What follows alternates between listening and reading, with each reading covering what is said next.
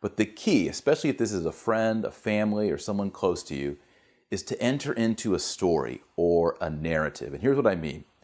You want to listen to their life story. If someone became an atheist, that's a big deal. That's like making a conversion to a different religion. It's a lifestyle choice. Whoa, now hang on. What about people who are born not Christian? They're just born as an atheist and just, live their life without religion. Then one day they visit America and everybody there is absolutely insane. What about those guys? Those guys didn't get out of religion when you entered another one. No, it was pretty easy for them. For me, though, long story.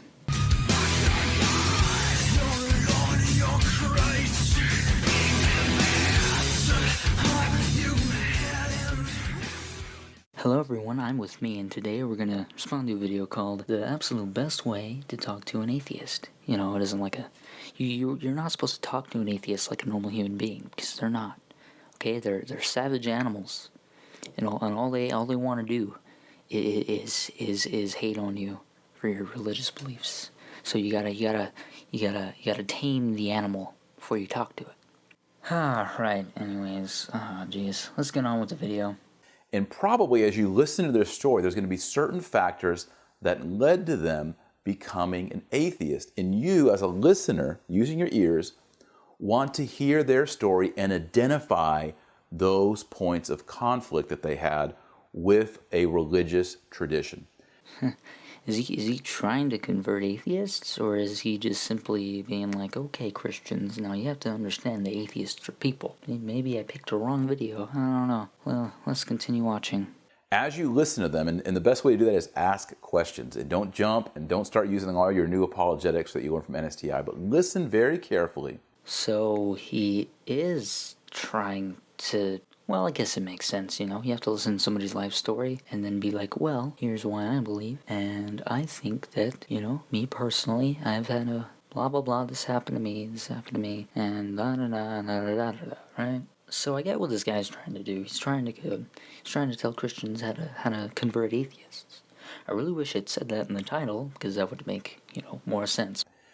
You will begin to hear that they came into conflict with certain teachings, or more likely, certain people. Conflict with a priest, a minister, a pastor, a parent, a friend.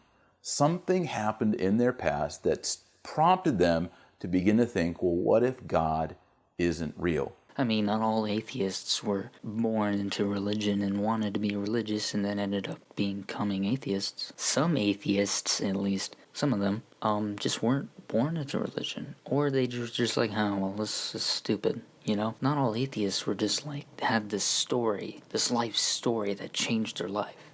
Personally, for me, I mean, I have a little bit of a story. It isn't a life story, okay? It's just one step closer to in my life. I'm relatively young. I haven't had much of a story. But I guess for those atheists who... I guess he's trying to tell Christians how to convert atheists who did have a life story, who did become Christian, or were Christian and then became atheists.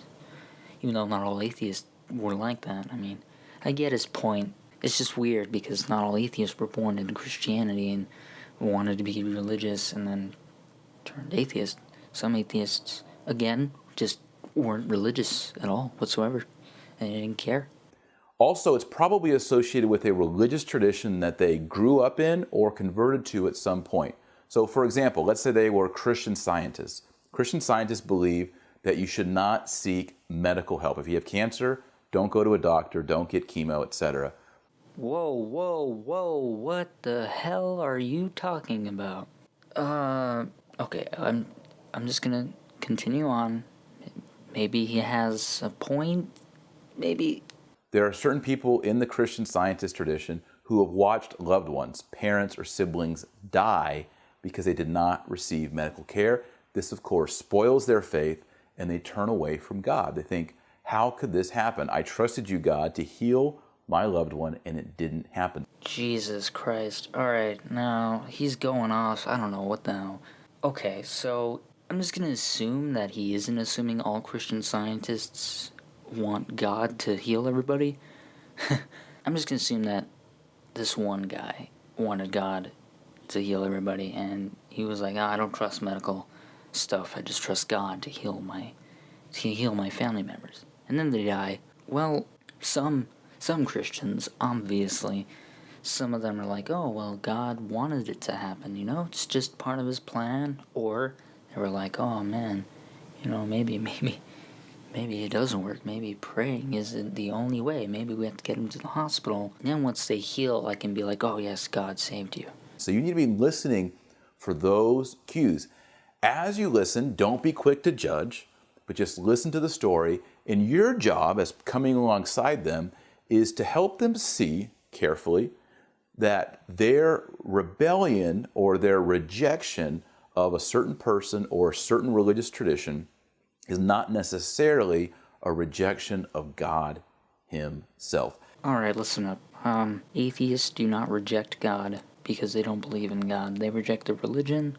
They do not reject God because they don't believe in God. It wasn't just rejecting people who were of that faith or people who died, and I'm like, oh no, why God? I didn't lose faith because of that. There are a lot of stories in the Bible that are horrific, and they made me question why God would do such horrific things or allow such horrific things. And then when I didn't get my answer, I started even losing faith, and I'm like, well, what if God isn't even real? And then it was just a spiral down. It was, it wasn't something bad that happened to me. It was just a simple question that I couldn't get an answer to, which then led to more questions that had no answers. And yeah, that's the reason why. So already he's assuming that, first of all atheists lost faith, and then he assumes that all atheists lost faith because something bad happened to them. They had a bad experience with a person or whatever, or a situation. Well, I lost faith, but it wasn't because of a bad situation. It was just because, I was questioning. And some atheists haven't even lost faith. They didn't even believe in the first place. So then already those 2 points are invalid. You see where I'm getting at here? Now, what's wonderful about converts who move from atheism back to Christianity, or specifically Catholicism, is they often describe it as a surprise. And we can think here of the great convert of the 1900s, C.S. Lewis. He was an atheist. He was hardened by the war. He'd been in this world war. He had seen death and destruction. It hardened his heart, and he thought, how could there be a God in such a world as this? But he was surprised by the joy of being a believer in Christ. It was a surprise. He was a reluctant convert, but as he moved along, he saw that what he was rejecting wasn't God himself, but a certain situation. And this is, I think, the most effective means of bringing someone from unbelief to faith or back to faith. Oh, yeah, I understand that. There's this guy who was a hardcore atheist, and he had a hardened heart. He's like, how could God exist in such a horrible place, because of the war, right? But then once he became Christian, he's like, oh, it's so wonderful. It's like a life reliever. It's like, yeah, great. Don't get me wrong. I'm happy for him. I'm happy that, he died happy. But the problem is that although I was happy as a Christian, I literally suppressed my disbelief in God. It was so hard for me to let go. It was such a devastating thing for me to do. It was bad, alright? This is all I can say. It was bad. I'm relatively fine. I'm at peace with myself. I'm happy. I'm happy with the way life is right now. There's gonna be hardships, and I'm gonna be sad. But overall, so far right now, I'm at peace with myself. And I'm happy.